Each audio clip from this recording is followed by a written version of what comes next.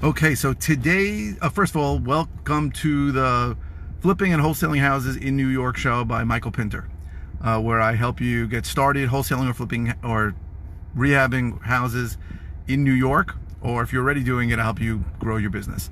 So today's topic, again, is by request. I want to thank all the people who commented with requests. Please, if you have any topic you want me to cover, put in a comment below and I will cover it as soon as I can. Also, if you like these videos, click like. It definitely helps me.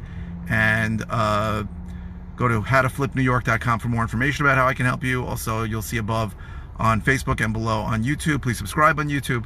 Okay, so today's topic by request was a little bit complicated, but I think I figured it out because I spoke to the person who asked the comment, and he was asking about equity when you run lists. High equity versus low equity. Now, he asked the question, his thinking was that low equity, right, where somebody owes close to what the property's worth, was going to be a good criteria to look for. Quickly told him that's not good, because you got to buy it at a 30% discount, let's say, to what the value is. If somebody owes more than 70% or more than 80%, it's unlikely they can sell it to you because they want to pay off the lien or the loan that's on the property.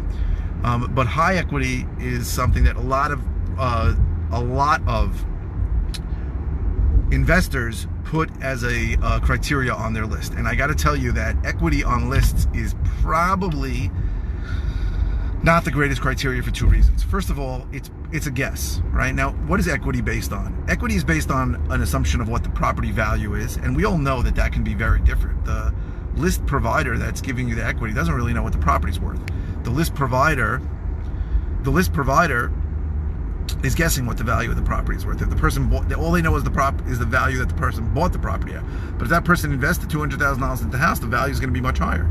And if that house is damaged, fire damaged, looking like crap, falling apart, the value is going to be much lower. So the first part of equity is an unknown. The second part of equity is what's the mortgage balance on it, and that's also an unknown, right? The only thing that list provider knows is the original balance that was taken on the mortgage and what the estimated balance on that mortgage should be based on how long ago it was. But if you don't make payments on your mortgage, the balance goes up, and if you prepay, the balance goes down, which is unlikely. But the truth is that equity is a guess. So something to think about when you're running lists is maybe don't use equity as a filter at all, because it's pretty much a guess. So I would say that, and the second reason why you might not want to run equity on your list is because every other investor is running equity on lists. So if you're running a high equity list, it's going to be similar. But if you're running if you don't use equity as a filter, you probably will get prospects that other people who are looking for only what they think is high equity won't get.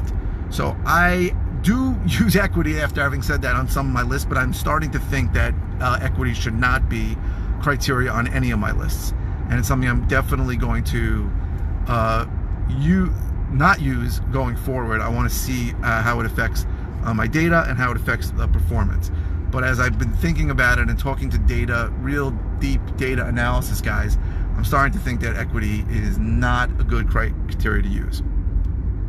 Okay, so those are my thoughts. Now, ironically, low equity, right? If someone owing a lot of money on the property was actually a good factor, which it's not, as I said, that would be more reliable on the list, right? Because that would mean that the property was probably bought recently, so they know the value, and the mortgage balance also, because it's recent, they'd also know that too. So they'd probably, if you really wanted it to grab low equity list for whatever reason, maybe you wanted to run a short sale campaign, that you probably get good information on. But high equity is usually properties that were bought longer ago and loans that were taken out longer time ago, and it's not as reliable for the reasons that we just discussed, because you really don't know if the list provider does not really know equity, because they don't know the two factors. So just to recap,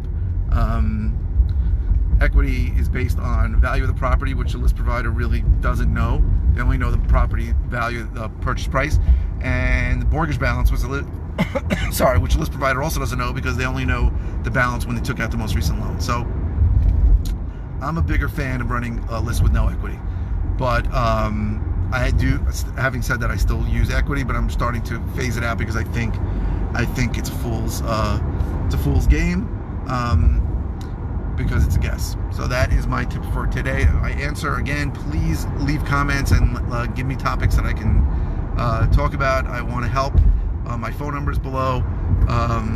Comments will get responded to right away. I am here to help you in any way that I can. Thanks for watching. I gotta shut this off. Don't want to get into a car accident.